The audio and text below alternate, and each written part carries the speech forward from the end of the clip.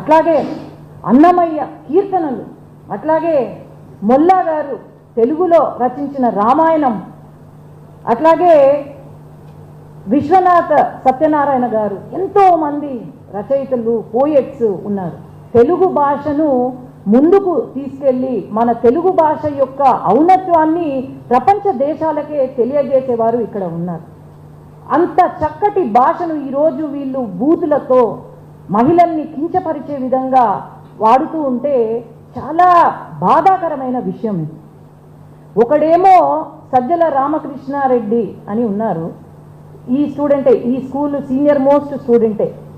ఆయన అంటారు, మహిళలందరూ మేమంతా పిశాచులమంట, శంకర జాతికి చెందిన వాళ్ళు అని అంటారు. అంటే మేము పిశాచులు అయితే మీ ఇంట్లో మహిళలు మరి ఏంటి? మా జాతి శంకర జాతి అయితే మరి మీ మహిళలు ఏ జాతికి చెందిన వాళ్ళు అని నేను ఈరోజు ప్రశ్నిస్తున్నాను. ఇంకొకడు అంటాడు, అమరావతిలో ఉన్న మహిళలు అందరూ వేశ్యలు అని అంటారు. ఇదే మాట ఎవరైనా మీ తల్లిని కానీ, చెల్లిని కానీ, కూతుర్ని కానీ అంటే ఊరుకుంటారా?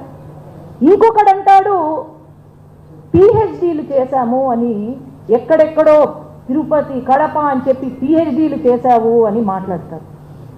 మొన్న నిరసన, శాంతియుతంగా నిరసన తెలియజేస్తుంటే మహిళల పైన బీర్ బాటిళ్ళు వేస్తారు.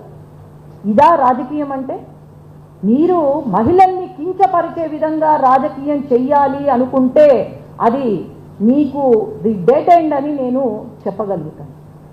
అంతేలేండి, చెల్లికి తల్లికి గౌరవం ఇవ్వని ఆనాటి ముఖ్యమంత్రి మరి ఇప్పుడు మహిళల్ని మరి ఏమాత్రం గౌరవిస్తారో మరి నాకైతే తెలియదు. ఇక్కడ మన రాష్ట్రంలో మేమంతా మహిళలం కాదు, కేవలం భారతి గారు ఒక్కటే మహిళ అని అనుకుంటున్నారేమో. ఆనాడు వైసీపీలో ఉన్నవారు షర్మిలమ్మ గురించి, వాళ్ళ చెల్లెల గురించి ఏదో జాతి, ఏదో నీతికి ఏదో నీతి లేని జాతి లేని మనిషి, చీర కట్టుకున్న మగవాడు అని ఎవ్వడో వైసీపీ కార్యకర్త వాడు మాట్లాడుతుంటే ఏ అన్నకైనా నరికేయాలనే కోపం వస్తుంది. అని అసలు ఏమీ మాట్లాడలేదు అన్నాడు.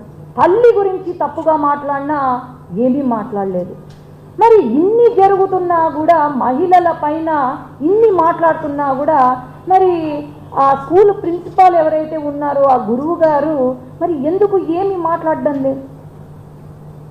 ఈనాడు గమనిస్తే తెలుగుదేశం పార్టీ ఎవరైనా సోషల్ మీడియాలో పక్కన వాళ్ళ పార్టీ వ్యక్తులపైన చిన్న పోస్ట్ చేసినా సరే యాక్షన్ తీసుకుంటున్నారు తెలుగుదేశం పార్టీ. అది తెలుగుదేశం పార్టీ యొక్క గొప్పతనం. ఈనాడు మహిళలకు పెద్దపీట వేసి, ఆనాడే ఎన్టీ రామారావు గారి నుండి ఈనాడు చంద్రబాబు నాయుడు గారి వరకు మహిళలకు పెద్దపీట వేస్తున్నారు. ప్రతి లోకల్ బాడీ ఎలక్షన్స్ అయితేనేమి, లేకపోతే ఎక్కడ ఎలక్షన్ జరిగిన మహిళలకు ఒక రిజర్వేషన్ కల్పించింది తెలుగుదేశం పార్టీ. మహిళలకు సమాన హక్కుని కల్పించింది తెలుగుదేశం పార్టీ. అట్లాగే మహిళల పైన ఏదైనా అఘాయిత్యం జరిగినా సరే ముందు ఉండి కాపాడేది, వాళ్ళకు సెక్యూరిటీ ఇచ్చేది తెలుగుదేశం పార్టీ.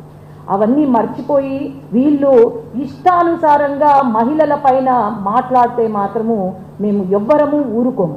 నేను ఒకటే చెప్పేది, మా మహిళలకు ఇలాంటి వాళ్ళు, ఇట్లాంటి డ్రగ్ అడిక్ట్స్ మరి ఏం మాట్లాడుతున్నారో అసలు కరెక్ట్గా ఉందో వాళ్ళ మైండ్ సెట్ నాకైతే అర్థం కావట్లేదు. కానీ ఇలాంటి వాళ్ళు మాట్లాడితే ఖచ్చితంగా సీఎం గారికి, పీఎం గారి దృష్టికి మేము తీసుకెళ్తాము, ఒక చట్టాన్ని తీసుకొని రమ్మని చెప్తాము. ఇలాంటి మాట్లాడిన వాళ్ళను కరెక్ట్గా ఏదైతే చట్టాలతో సంబంధం చేసి వీళ్ళను లోపల వేసి వాళ్లకు తగిన గుణపాఠం నేర్పించవలసిందిగా కోరుతున్నాం.